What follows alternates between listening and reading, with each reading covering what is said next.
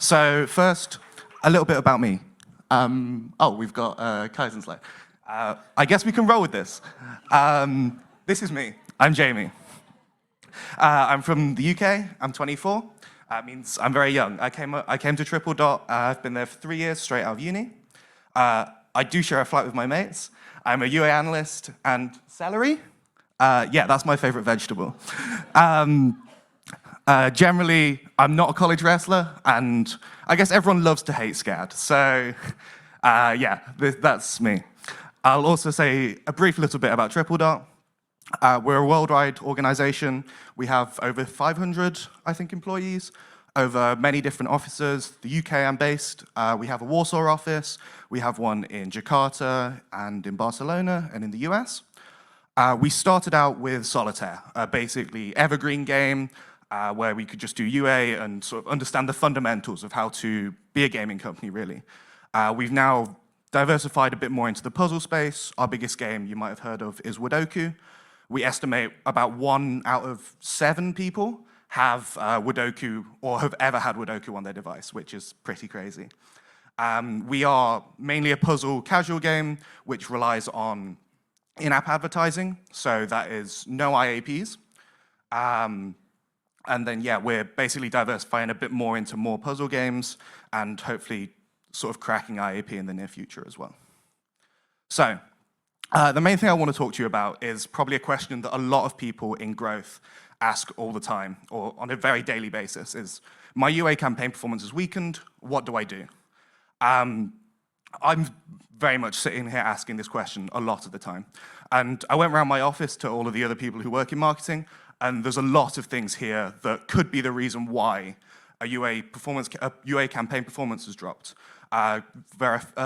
Going from creative to budget, which are things that we very much manage and look at on a daily basis, to a lot more things such as fraud, cannibalization, a lot more sort of deeper topics that you have to put a lot of effort into understanding. Is it possible to look at all of these? Yes, but I think we need to break it down into a more manageable way of working. We start with ROI, or ROAS. ROAS is king. Obviously, if you're running your campaigns without ROAS, then it's not worth running them. So that is the North Star metric. That is the king metric for us, and the metric that obviously you need to believe to make work. We then break it down.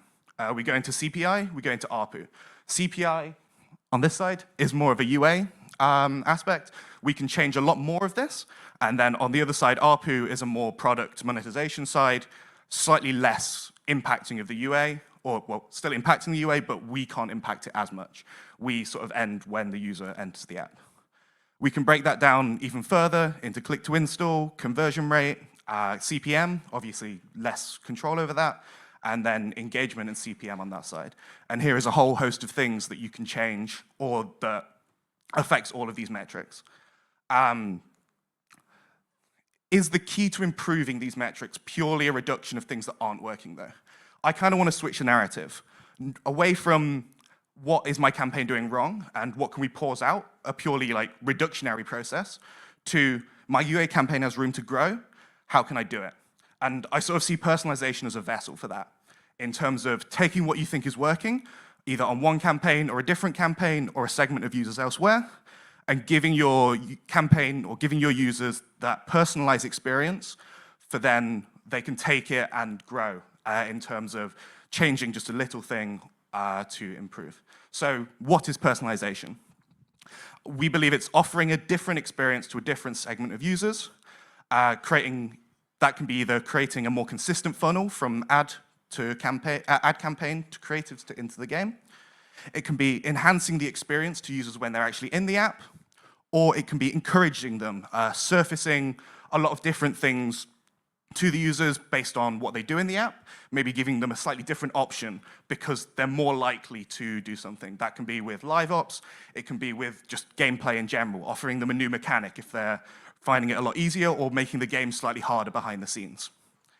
We believe with personalization, and I think Roger mentioned it before, is you need a significant group of users who you can make a measurable uplift. So there's no point finding this one person who is your top player and giving him a really hard experience, because you're not going to get too much uplift from that. But if you take your top 5%, top 10% of users, giving them a bit harder experience, then you can start to see some gains. So I'm going to talk through 2 case studies that we've done at Tripledot. One is a purely UA endeavor. So this is us working with just the things that UA can change to see what we can personalize and what we can do. And then later on, we'll do a whole sort of Tripledot approach where we've got the product team involved, the monetization team, and sort of strive for change in that way. So again, I've broken the pyramid down a bit more here.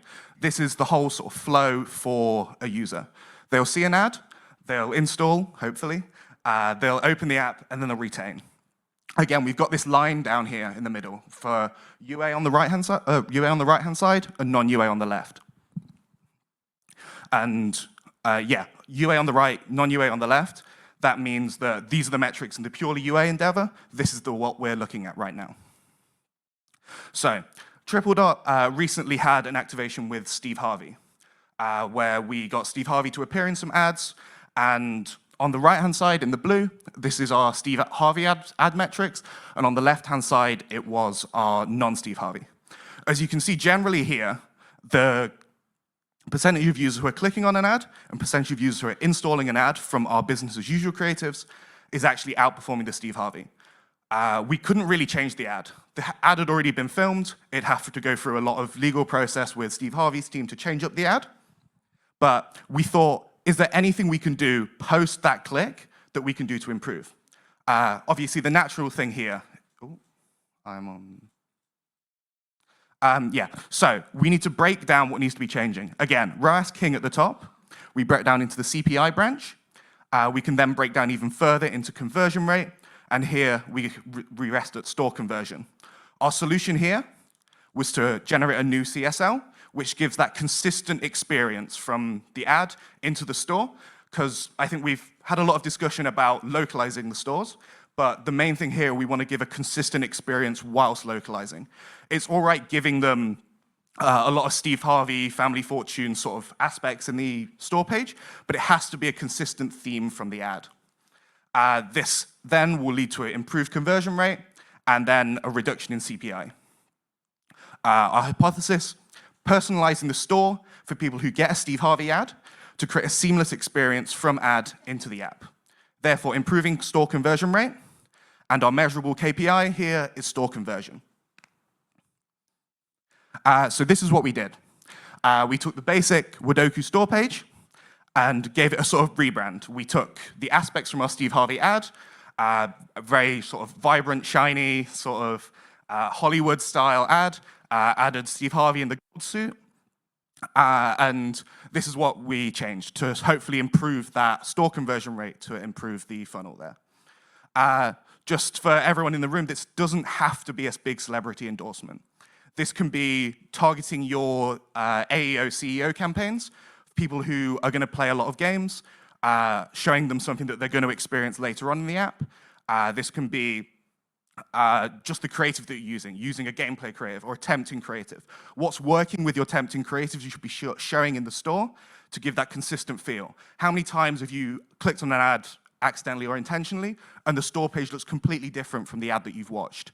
You want to create that seamless experience for the people who want to click on your ad, then go into the store and install. And these are the metrics that we found. We saw that improvement to the install rate, so the conversion rate.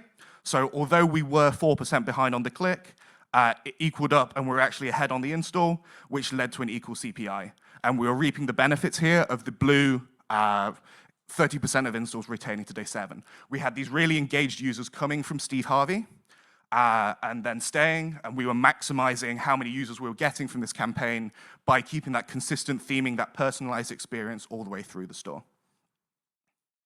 I'm just gonna get a drink.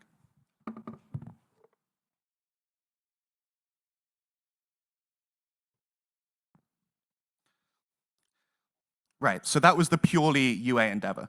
Just changing the things that you guys can go back and do straight away, talking with the teams that you probably collaborate with all the time. Right now is a more collaborative approach. So we have these 2 UA sources here, and I'm sure a lot of people in the room can see that the orange UA source starts out a lot stronger, and the benefits aren't portrayed over time. By day 21 and around about day 30, the green UA source is catching up and overtaking this orange source. So again, we look down and we break down what is performing here. What is the difference? These two UA campaigns or UA sources were running with the same creative. They were acquiring our users at a similar cost in a similar location.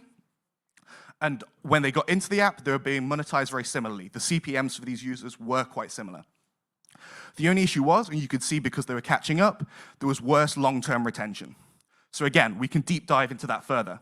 We looked at the aspects of both campaigns, and they were watching the similar ads when they were in the app. They were playing for a similar amount of time, similar session starts and similar games played. Generally, everything was looking quite fine or very similar for these users, but the only issue was one campaign was having a lower win rate from the people in the app. And we were thinking, it just means that people were losing a lot more and feeling a bit more unhappy maybe, and then churning. So what we tried to do here is obviously improve engagement by improving the win rate, and our idea here was improving the amount of power-ups that were being used. In our puzzle game app, we could offer some power-ups, which obviously makes the game easier or allows people to complete and win more levels. What we did is we created a custom flow starting from UA, but going into when you're in the app, and then into the long retaining part of the app, where we offer more power-ups and improves the win rate and boosts engagement. That was idea. Again, highlighting our hypothesis here, personalizing the experience of the users to encourage power-up usage via ads and onboarding flow, resulting in higher user retention and ARPU, basically from them winning more games. And our measurable KPI is power-up usage. I think the important thing here is when working with cross teams, there's no point saying this is an ROI or ROAS boosting function, because everyone's then going to be looking at different metrics and different ways to say, oh, what we did is working. So using this power-up usage percentage is a way to everyone's focusing on the same track, and as we know, it builds up into ROI naturally. It's just something we can measure a lot easier, and we just pinpointed that one issue, that one KPI that we want to improve to basically improve our metrics. Why did we choose to personalize this traffic? Obviously, this was two different UA sources, and there were ones that we were spending a lot. So we had a similar bucket of users. We had these users that started off performing better, and then they were just falling off a bit worse. So we knew the steps we could take to try and make the first set, the orange set of users, more like the green set of users. The gains from this personalization will be quite big because it was a whole UA source. We believed that it would help us a lot in terms of increasing the spend on that source. And then, yeah, we had a clear vision of what we wanted to do. We wanted to improve that power-up usage, and we knew the steps we wanted to take towards it. So for everyone who wants to do something similar to this, I've just put a few things here, what you can improve or what you can change in each step of the way to sort of attack each aspect. Obviously, ad view, some things are probably iterated on quite a lot for all of you guys. The duration of your concept, the size of your concept may depend on where they're serving, but potentially a shorter video or a longer video could help with the experience. Maybe you've got a really punchy intro and your gameplay is quite tedious. You can just stop the gameplay and then send them to the store, and then that can create a seamless experience and they can learn from the store there.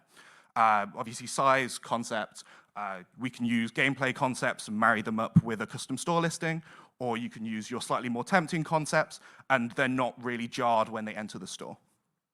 Again, on install, you've got name, screenshots, icons. There's a lot of things you can change here. Also, we saw that app size potentially is something that may prevent people from installing, which is one some people not think about. And then first open, there's a lot more of the product side metrics here, but you've got the economy. How many power-ups are you giving them? Their first-time user experience. Are you taking a gameplay creative and then giving them a heavy tutorial, which they already know about? Or are you taking a tempting creative and not onboarding them enough? They're arriving at this game that's not really similar to the creative.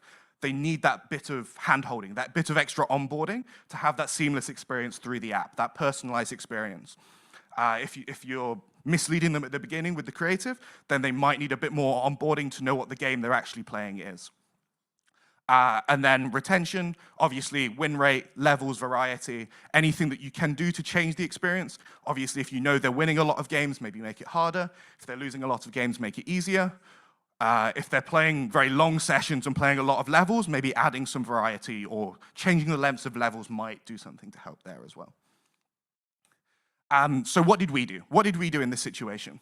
Ad view, we didn't do too much. We thought our creators were fine with the messaging that we were running with. But the first thing, we used a custom store listing just to surface these power-ups earlier. Just give them the messaging that the power-ups are there to be used. Give them the idea that we will give them more, we will give them rewards. We'll just allow them to start using them straight away and feel like they want to be used. When they're first open, we're offering them more as rewards, giving them basically more when they start, and then onboarding them with the tutorial of how these power-ups work a bit earlier. And then the third thing was make them feel more powerful. We changed the code and the visualization of these power-ups to make them feel a bit more powerful. People are happier when they're using them because it's like, wow, this is really powerful. This is a rocket just exploding and destroying some tiles for me. We wanted to make them feel more powerful and make the whole process like rewarding when you use them. What do we believe made this process work? We understood our audience. We worked out what is missing for them or what can be personalized for this group of users who they weren't performing as well in the long run. We made sure that there was rooms for gains. There was a blueprint of these other users that were growing faster, that were playing roughly the same amount of games, that were spending the same time in the app and staying in the app because they enjoyed it. And then we identified a measurable KPI in the power-up usage percentage that allowed them to create a targeted action, talking, especially with all the other teams. We know what we're working towards. We want to improve the usage of power-ups and improve the win rate, which then will lead upwards and then help the ROI. Again, there's no point going up to your monetization team or product team saying, we want to boost ROI, because everyone wants to do that. It's not something that's very specialized. And then here is the results. As you can see, there wasn't too much change day one. There wasn't too much change in day one or day 7, but the real gains came later on. And we highlighted this period, that day 7 to day 21 period, when the orange campaign started to drop off. We saw it continue to grow because the users were sticking around and performing as expected comparatively to the green campaign. So, ideas. There's a lot of things you can do. Obviously, we focused here on power-ups, but I think the main thing you guys to go back and do is talk to your product teams. I know it's probably a very unmanageable UA lever of walking across your office and talking to your product team, talking to your monetization team, seeing what tests have been done. Maybe they've already tried to make the game harder. Maybe they've already tried to make the game easier, or they've already tried changing the position of buttons or the first-time user experience. If they can segment these users from previous tests that have already been done, there's already gains to be had. You can already segment that user out. Let's say Google has done well on one product test that's ran before, or app-loving users have done well on a monetization test that's done before. Maybe you can already segment these users out and put them on a different custom flow and already get started with taking gains straight away. Again, also, it doesn't have to be a UA purely initiative. You can run the exact same UA campaign with a different post-UA flow, and results are improved. Obviously, you're the one that has to initiate that, but is there these pockets of users that can, once in the app, perform differently based on different UA sources they've been achieved from? How many segments can you do? You can segment on a lot of things. Obviously, we did it by source here. You can do it by country. We've seen historically in our puzzle games that sort of the Asian audiences, Japan, Korea, they usually have higher scores, higher win rates. Obviously makes sense to tailor their custom experience to there.